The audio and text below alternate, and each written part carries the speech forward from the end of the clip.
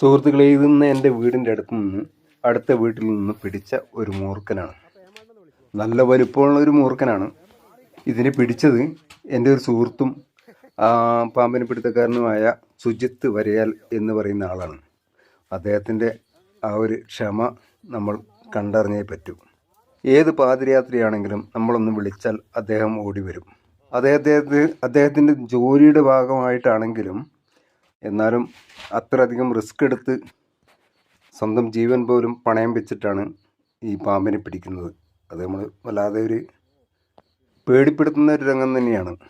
ഏത് സമയത്താണെങ്കിലും നമ്മൾ വിളിച്ചാൽ ഓടി വരാനുള്ള മനസ്സുണ്ടല്ലോ, അത് തന്നെ വലിയൊരു ഉപകാരമാണ്.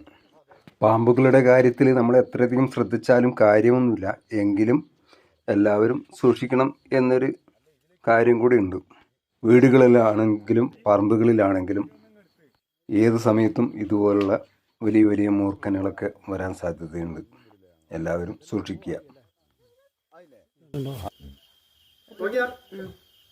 പാമ്പ് വരുമൊന്നുമില്ലല്ലോ. അതൊന്നും നിന്നോ.